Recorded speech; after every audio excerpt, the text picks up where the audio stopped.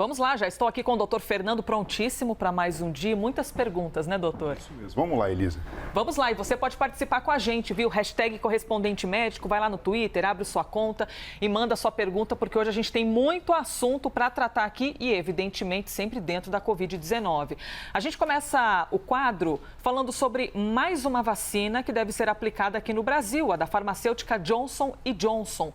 Um estudo publicado por um jornal norte-americano bem famoso, bem importante de medicina, o New England, mostrou que 90%, veja só, 90% dos voluntários que participaram dessa testagem produziram anticorpos contra a Covid-19 30 dias depois da aplicação da dose, que é de dose única. Esse número subiu para 100% quando os dados foram analisados quase 60 dias depois, 57 dias com mais exatidão, depois dessa imunização. Esses resultados foram obtidos em várias faixas etárias, ou seja, não somente entre os jovens ou não somente entre os idosos, em todas as faixas etárias que participaram da testagem. E aponta ainda mais eficiência. E o Plano Nacional de Imunização aqui do Brasil, eu lembro a você, aquele que foi divulgado pelo governo federal em dezembro, mostra que a ideia, em teoria, é que nós tenhamos aqui no Brasil 38 milhões de doses dessa vacina. Isso até 2022, ou seja, no ano que vem. Doutor, bom, de bate-pronto é uma baita notícia, né? Porque é uma eficácia bastante alta. Uma notícia muito importante porque faz para a gente entender que o que importa quando você estimula o sistema imunológico é a produção de anticorpos. E a taxa de produção de anticorpos produzida por essa vacina é extremamente alta. É lógico que você comparar o resultado final, que é a produção de anticorpos, e o resultado final, o desfecho relacionado à doença, são coisas que podem parecer semelhantes e, de fato, elas é o que importam para a gente, mas, na verdade, não representam a mesma coisa. Mas, sem sombra de dúvida, quase 2 meses depois, 100% dos voluntários apresentarem anticorpos produzidos contra o coronavírus depois da aplicação da vacina, isso realmente é um número impressionante. Pois é, 100%, quase 2 meses depois, e que os voluntários, 90% dos voluntários produziram anticorpos já 30 dias também depois da primeira aplicação, que é em dose única. Doutor, quando a gente fala disso... daqui a quanto tempo, se eu tomar vacina, daqui a quanto tempo eu produzo anticorpos? Eu posso dizer que eu já estou protegido daqui a quanto tempo? Essa é a pergunta que praticamente mais aparece na rede social quando a gente abre esse assunto. Porque cada vacina mostra uma eficácia e um resultado diferente, né? Sim, e o que é importante a gente falar, que às vezes muitas pessoas, por mais que a gente esteja conversando bastante sobre isso, fazem a confusão, é que a vacina ela não é um remédio. Então a vacina não é que você tomou a dose hoje e amanhã você já está protegido do coronavírus, ou se você tiver coronavírus, a própria doença vai ter uma manifestação mais simples, não tem nada a ver. A vacina é uma estratégia preventiva, na qual você estimula o sistema imunológico para, caso você tenha contato com o vírus de verdade, você tenha já uma resposta imunológica pronta para combater o coronavírus. Agora, tanto a vacina de uma dose como a vacina com 2 doses, é mais ou menos esse tempo que a gente percebe do ponto de vista biológico que existe a produção de anticorpos. Então, 1, 2 meses acaba sendo esse período. Então, não adianta você receber a dose da vacina e achar que na semana seguinte você já está totalmente imune e protegido. E a gente percebe que existe um efeito residual que vai mudando essa taxa. Tanto é que com 30 dias foi 90% e praticamente 100% depois de 57 dias. Pois é, e aí são muitas as dúvidas, né, que continuam chegando na nossa hashtag a respeito de tempo de imunização, produção de anticorpos. Você tem alguma dúvida? Manda pra gente, viu? Hashtag correspondente médico, vai lá no Twitter e publica a sua mensagem. Doutor, perguntinha leiga.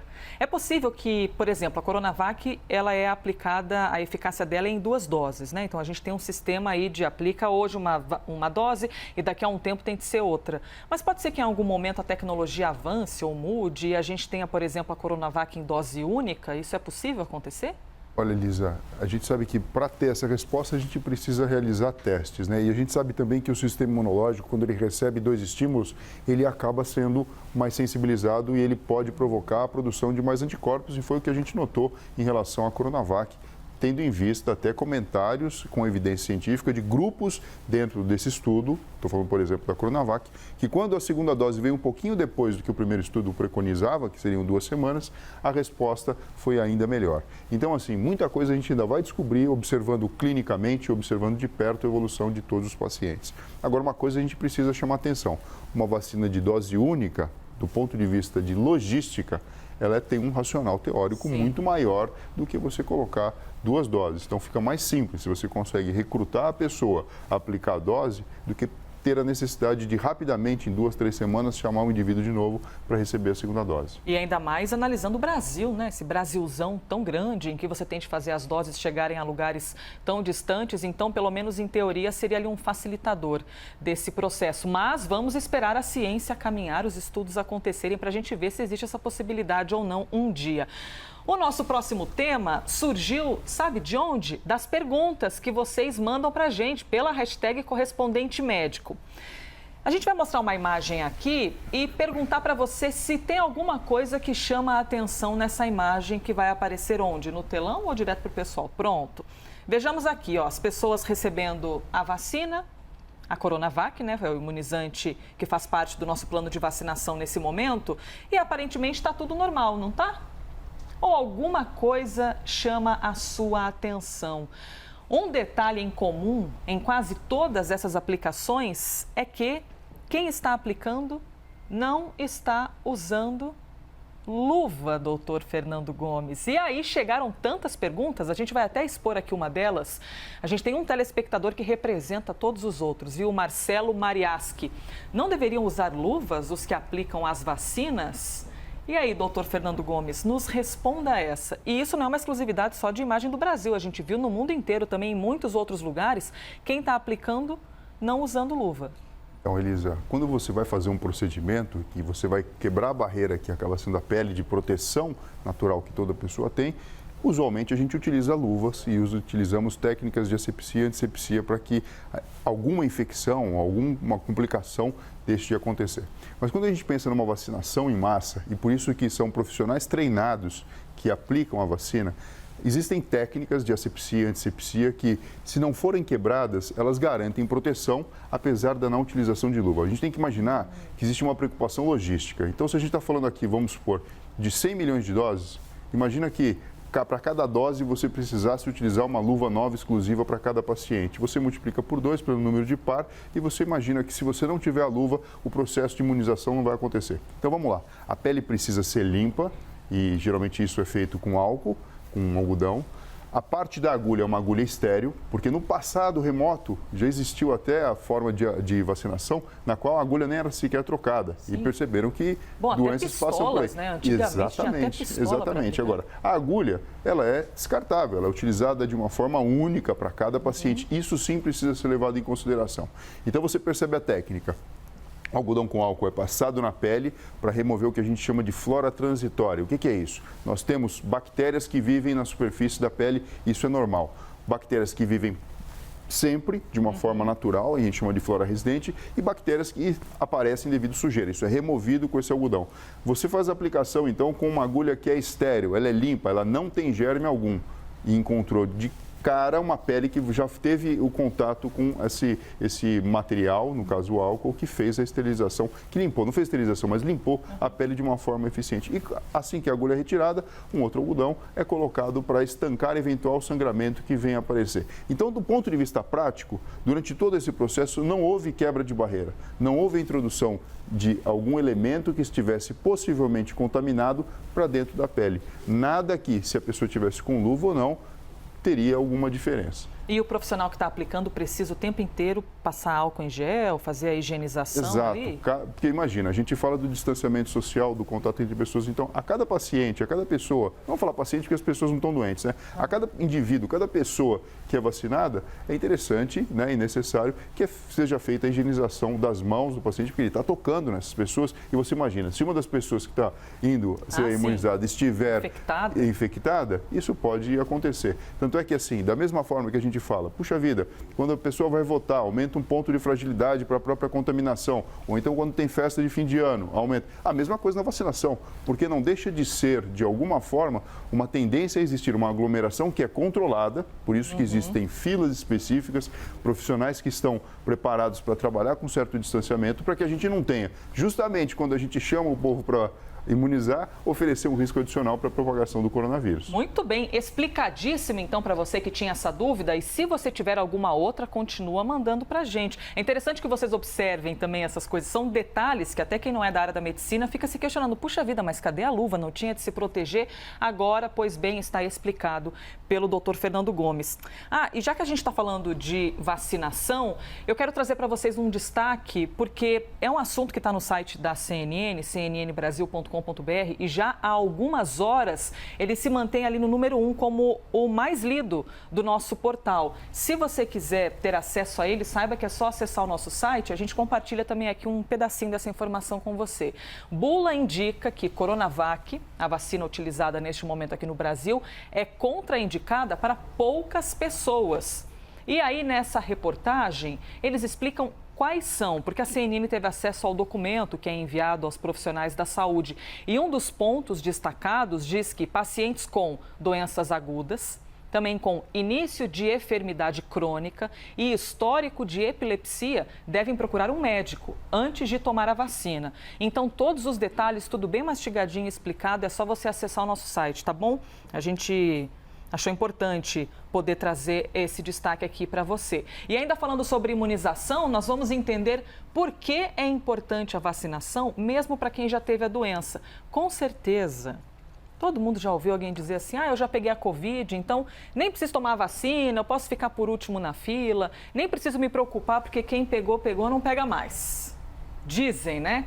Uma pesquisa, veja só, apontou que infecções anteriores com o coronavírus podem oferecer menos proteção contra as novas variantes que estão sendo identificadas.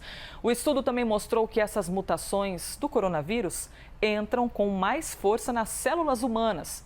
Por isso, elas têm a capacidade de se espalhar 50% mais rápido entre as pessoas.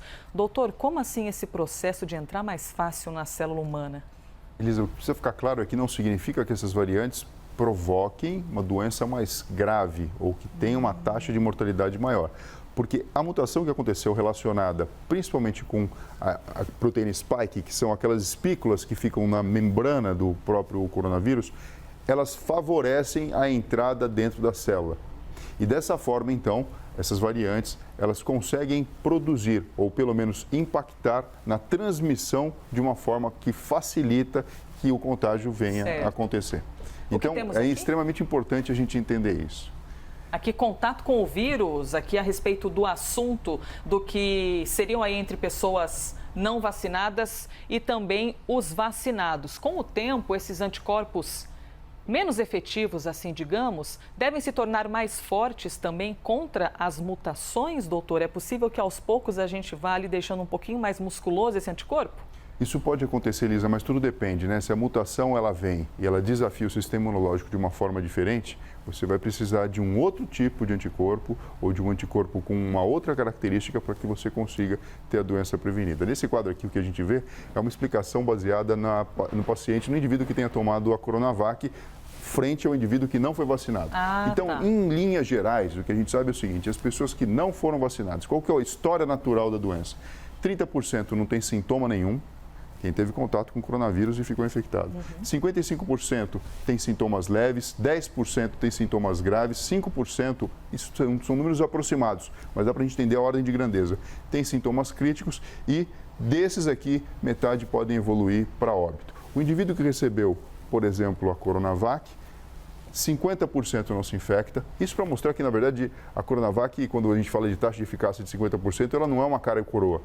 Só que os números precisam ser interpretados. Então, 50% simplesmente não se infecta, 50% vão se infectar mesmo tendo tomado a Coronavac. O que acontece? 78% acabam sendo assintomáticos, essa é a proteção que ela acaba conferindo, porque o desfecho analisado aqui foi a manifestação clínica. Então, desses 50%, 78% podem permanecer assintomáticos. Sim, mesmo tendo o coronavírus, que é o que a gente observa do ponto de vista prático. Então, o número aumenta, né? Se a gente sabe que aqui 30% ficam assintomáticos, aqui você tem um aumento de número de 78%. Então, esse é o mecanismo que a própria Coronavac acaba oferecendo para as pessoas. 22% pode ter sintomas, mas todos leves. Quando a gente compara com o indivíduo não vacinado, esse número seria de 55%. E o mais importante de tudo, pacientes com sintomas graves, críticos ou morte não foram observados nos vacinados. Portanto, assim, isso é o mais importante. Isso é o mais importante. Então, a vacina a Coronavac não diz que você não vai ter o coronavírus, mas ela diz que se você tiver, na grande maioria dos casos vão ser casos leves, ou então você não vai ter nenhuma complicação grave de necessitar de uma internação, de hospitalização, de respirador artificial e, principalmente, não evoluir para óbito. Muito bem, explicado então. Mande sua pergunta, participe aqui da nossa conversa com o Dr. Fernando Gomes, #correspondente médico. Ainda falando de Covid-19, doutor, tem mais um assunto que também, assim, bomba pelos nossos comentários. Existe, afinal, um tratamento indicado, gente, para a Covid-19? São muitas teorias em torno de tratamentos preventivos para a doença, né? Então, uso de medicamentos como cloroquina, ivermectina, azitromicina e uma série de outros. Mas é sempre importante a gente lembrar aqui que nenhum deles tem eficácia comprovada. Doutor, são medicamentos que já existem, que são indicados para outras doenças, mas que não passaram por estudos ligados à Covid-19 e também na bula desses medicamentos não está escrito assim, pode usar para a Covid-19. Como é que fica a posição do médico ali, no meio do caminho? Na verdade, assim, o médico tem autonomia para decidir se ele vai prescrever ou não, porque, assim, apesar de não terem sido testados claramente, algum deles até já foram feitas pesquisas e se observou que a taxa da eficácia não é tão alta assim a ponto de você falar que é um tratamento padrão ouro. Mas existe um racional teórico para cada um deles, porque a gente sabe que o coronavírus produz uma infecção viral, então a gente tem o problema do próprio vírus entrando na célula e uma questão de resposta inflamatória. Então, por exemplo, a própria hidroxicloroquina, se eu consigo reduzir a entrada do próprio vírus e eu consigo modular a resposta inflamatória para que ela seja menor, ela poderia representar uma grande vantagem. Pelo menos em teoria, quando a gente vai estudar no livro, isso faz grande sentido. Quando você vê a aplicação prática na população, não é bem isso que os estudos demonstraram. Então, assim, a gente fica com o entendimento teórico de uma coisa, mas na prática a observação é outra. Então, a gente não tem a força de dizer, se a gente não tem a evidência científica, o trabalho publicado mostrando que de fato isso aconteceu, para chegar para a população e prescrever isso de uma forma protocolar. Mas você também não pode tirar do médico a capacidade de poder, então, conversando com o paciente, uma vez que não é que está se dando um remédio que não tem nada a ver com a situação. Sim. Porque tem, todos eles têm relação e, em teoria, poderiam, de fato, fazer bem ou, pelo menos, impactar nessa fase inicial da doença. Obrigada, viu, doutor, por mais um dia. Obrigado a você, Elisa, e, pessoal, até breve. Obrigada sempre a você também que participa aqui neste que foi mais um Correspondente Médico.